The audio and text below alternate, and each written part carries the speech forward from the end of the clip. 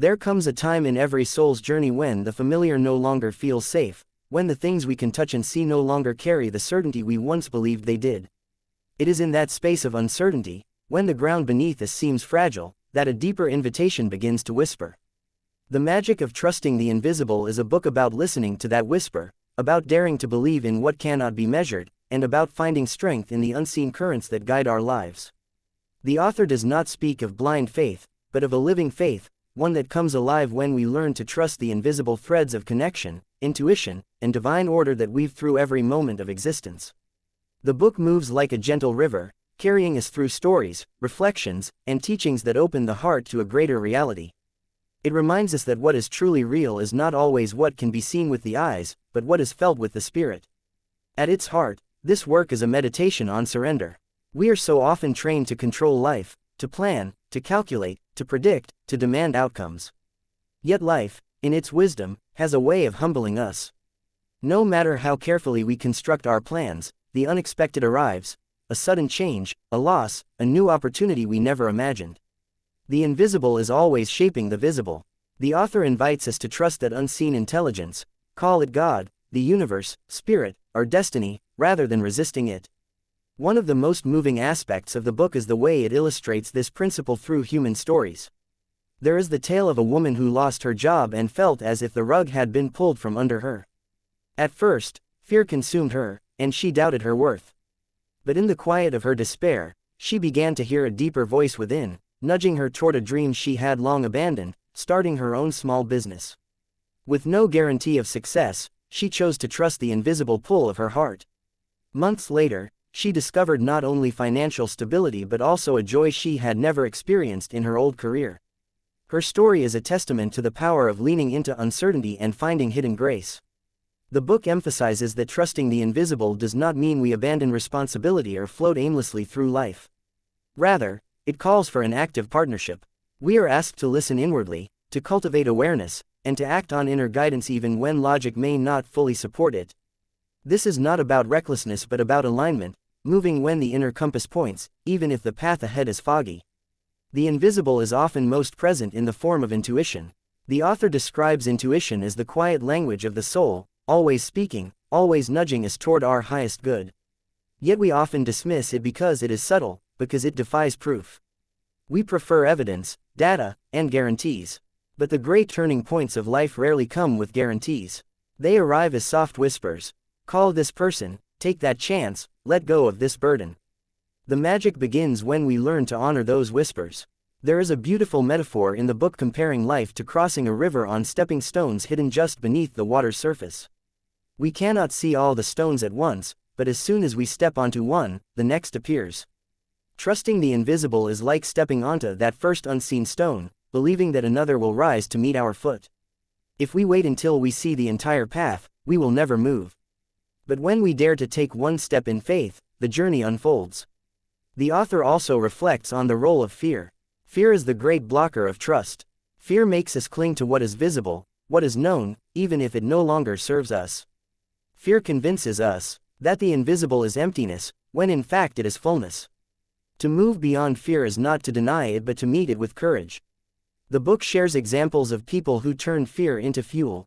A young man who, terrified of public speaking, chose to share his story anyway, only to discover that his vulnerability touched hundreds of lives, or a widow who, despite her grief, trusted that life still had meaning, and found herself offering comfort to others in similar pain.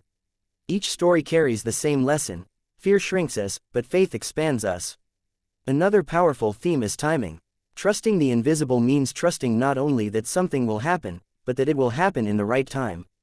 We often want immediate results, instant answers. But the invisible works in rhythms and seasons. Seeds take time to grow. A delay may be a protection. A closed door may be a redirection. The author reminds us that patience is a form of trust. When nothing seems to be happening, something is happening beneath the surface. Just as roots grow unseen before a flower blooms, so too does the invisible prepare us for moments that will later make sense. The book also brings attention to gratitude as a way of strengthening trust. Gratitude is not just for what is seen but also for what is unseen. When we give thanks not only for what has manifested but also for what is quietly unfolding, we align ourselves with the flow of grace. Gratitude becomes an act of faith, a declaration that even if I do not yet see the blessing, I believe it is on its way. The author encourages readers to practice thanking life in advance, as though the unseen is already working in our favor. This simple shift opens the heart and dissolves doubt. Throughout the book, there is also a reminder that trusting the invisible does not isolate us from others, it connects us more deeply. When we realize that an unseen web links all beings, we begin to see that no encounter is random, no kindness wasted.